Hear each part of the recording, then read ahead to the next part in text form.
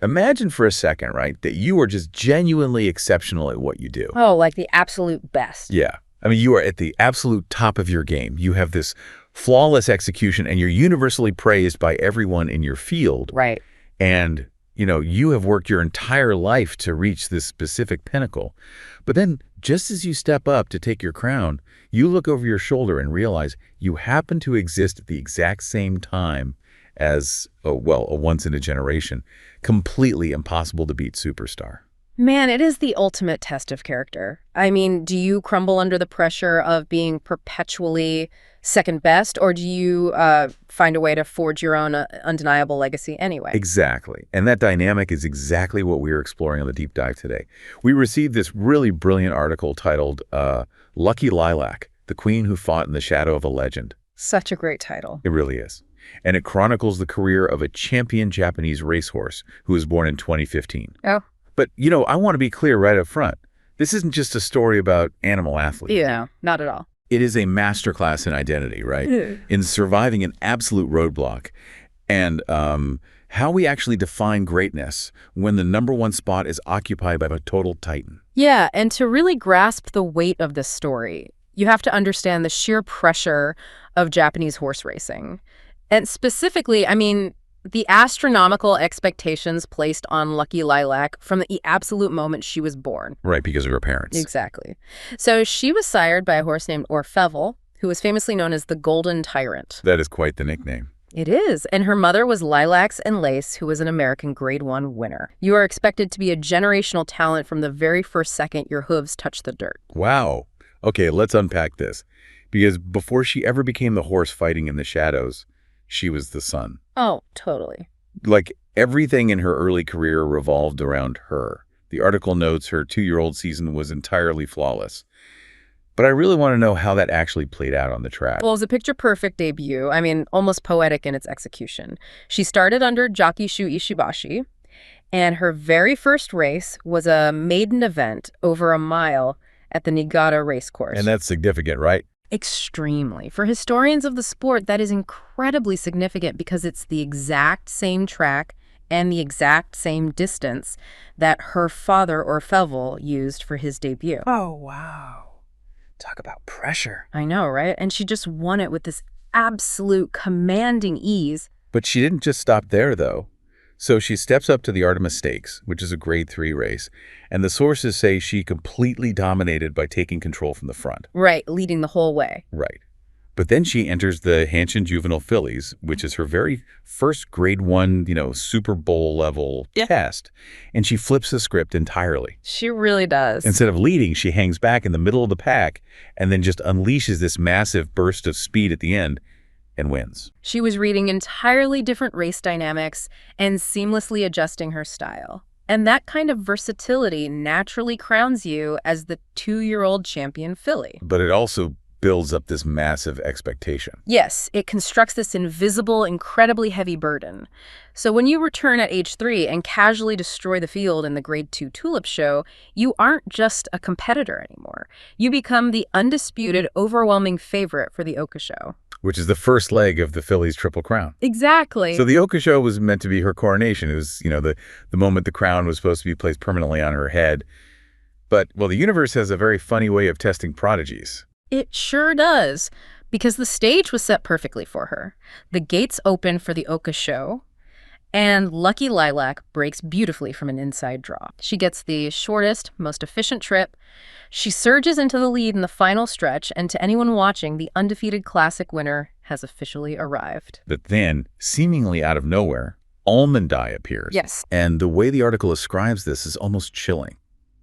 Almond Eye doesn't just edge past her in a tight battle. She sweeps past her with this breathtaking, overwhelming burst of speed that completely shatters the illusion of Lucky Lilac's invincibility. It was stunning to watch. It isn't just a loss, right? It is a rewriting of the entire era's hierarchy in a matter of seconds. Absolutely.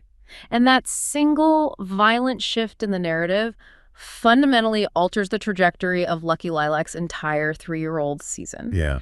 It initiates a downward spiral that is just painful to watch.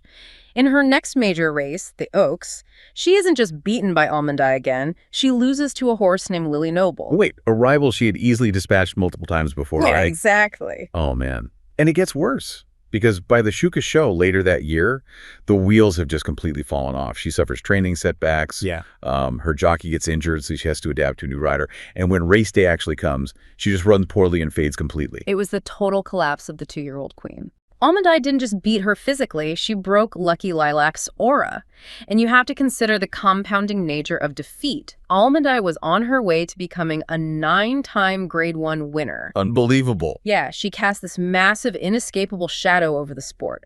So when a highly sensitive, highly intelligent prodigy like Lucky Lilac is suddenly relegated to second best, the pressure mounts. That psychological weight, combined with very real physical training setbacks, it creates a domino effect.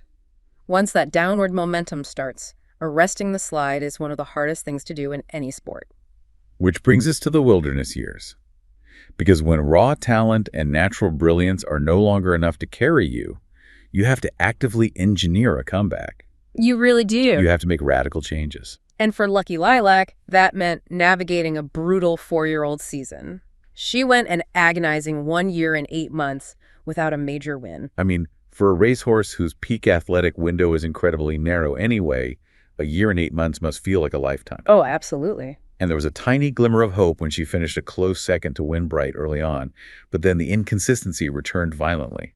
She suffered heavy, uncharacteristic defeats in the Hanshin Hemba Stakes, the Victoria Mile, and the Fuchu Hemba Stakes. I mean, the racing world was absolutely starting to write her off as a horse whose best days were left in her teenage years. Yeah, people were moving on. But that is the moment her connections made a massive, bold pivot. So they looked at the situation and decided to replace her jockey with Christophe Soumillon. Okay. And this is a deeply intentional, almost cinematic choice. Soumillon is a master tactician, but more importantly, he is the very man who rode her father, or fell, in the most prestigious race in Europe, the Prix de l'Arc de Triomphe. Wow. So they enter her into the Queen Elizabeth II Cup, and by this point, she has fallen so far from grace that she is only the 3rd favorite. Wow. It is a punishing field, featuring brilliant future champions like Love's Only You and Chronogenesis. And as the gates open, the pace of the race turns out to be remarkably slow. When the pace is slow, they get frustrated, they pull on the reins, they waste vital energy fighting their jockey, and the riders often panic. Wait, the riders panic? Yeah, they panic and move wide to find open space, running extra distance just to let the horse stretch out and run. But Soumillon does something utterly brilliant here. What does he do? He refuses to panic. He keeps Lucky Lilac tucked aggressively tight along the rail, just hiding her behind the leading horses. So he is basically using the horses in front of him to block the wind resistance, drafting perfectly, and just saving every single ounce of her energy. Precisely. He absorbs her frustration and just waits. Then, in the final, chaotic stretch, as all the other horses swing wide and exhaust themselves, this microscopic slip of space opens on the inside rail. Oh, man. Soumillon points her right through it. She shoots the gap, overtakes the leader Crocosmia, and crosses the wire first. And the emotional release of that moment, I mean, the race commentator famously shouted, "The 2-year-old champion is returned." Chills, every time. Right. It wasn't just a win. It was vindication. Soumillon's understanding of racing geometry and drafting salvaged a legacy that was genuinely on the brink of fading into total obscurity. And that single tactical masterclass sparked a total revival. She actually took that renewed confidence overseas, finishing second behind the spectacular Glory base and the Hong Kong base, proving she really still belonged on the international stage. But, breaking a losing streak is one thing. Sustaining that greatness in your absolute peak year after year, while your ultimate rival is still dominating the front pages of every newspaper, well, that is a completely different level of resilience. It really is. And that is what she had to face in her 5-year-old season. Yeah, and that 5-year-old season is where she truly transitions from a great horse to an enduring legend. She partners with yet another new jockey, Mirko de Moreau. Okay. She starts the year strong and then enters the Grade 1 Osaka High. And once again, she shows brilliant tactical awareness. She breaks well, settles comfortably into 3rd place, but in the final stretch, she doesn't use the rail. Oh, she changes it up. She literally splits the middle of the field with perfect timing to hold off a fierce challenge from Chronogenesis, securing her 3rd G1 victory. Incredible. So she proved the Queen Elizabeth II Cup wasn't just a fluke. She had officially stepped out of the shadows. Yeah. But the story has one final, almost unbelievable twist, doesn't it? Oh, yeah. She returns to defend her title in the Queen Elizabeth II Cup, which is now being held at the Hanshin Racecourse. She enters as the heavy favorite. But her management team has paired her with a different partner for this race. She is being ridden by Christophe Lemaire. And for those following the sport at the time, that name carries immense weight. Huge weight. Because Christophe Lemaire is famously the primary jockey for Almond Eye, the very horse that broke Lucky Lilac's aura in the first place. It's just incredible. And under Lemaire, she wins the race with shocking ease. The article notes she won almost under a hold. Can you translate that for us? Like, what does that actually look like physically during the race? Sure. When a jockey is riding under a hold, they are not aggressively urging the horse forward with the whip or their body weight. They are literally keeping tension on the reins, basically holding the horse back from running at their absolute maximum speed. Oh, wow. So she had another gear she didn't even need to use. Exactly. It means the horse is so far superior to the competition on that specific day that they can win the race while essentially cruising within their comfort zone. She fended off the late chargers to go back-to-back, securing her 4th Grade 1 win effortlessly. It is a phenomenal achievement. But, reading that detail made me pause. She wins her 4th and final Grade 1 with her greatest rival's jockey holding the reins. Yeah. So, does having Almond Eye's jockey in the saddle finally validate her greatness to the world? Or is it a cruel, ironic twist of fate that tethered her legacy to Almond Eye forever? Man, this raises an important question about how we contextualize an athlete's achievements against the era they happen to be born into. Right. To really answer it, you have to look at the year 2020 as a whole. While Lucky Lilac is showing incredible grit, winning the Osaka High and the Queen Elizabeth II Cup, Almond Eye is out there achieving something completely unprecedented in the history of the sport. Yeah, she was on a tear. She really was. Almond Eye wins 9 G1 victories, including the Victoria Mile, the Tennis Show Autumn, and the Japan Cup. She is dominating every media headline, every broadcast, every single conversation. It was simply impossible not to be overshadowed by that level of historic, once-in-a-century dominance. And yet, despite that blinding, inescapable spotlight fixed firmly on Almond Eye, Lucky Lilac quietly and persistently carved out her own elite, undeniable space. She really did. She eventually retired after a very respectable 4th-place finish in the Ori McKinnon, which, by the way, was a race where the distance was just a bit too long for her stamina, but she retired as one of Orfevel's most accomplished and wealthy daughters. So true. Having Lemaire aboard for that final major win doesn't diminish her at all. It highlights her supreme adaptability.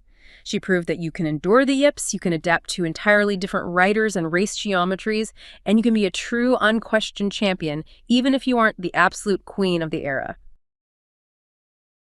Thank you so much for watching. If you enjoyed this video, please like and subscribe for more.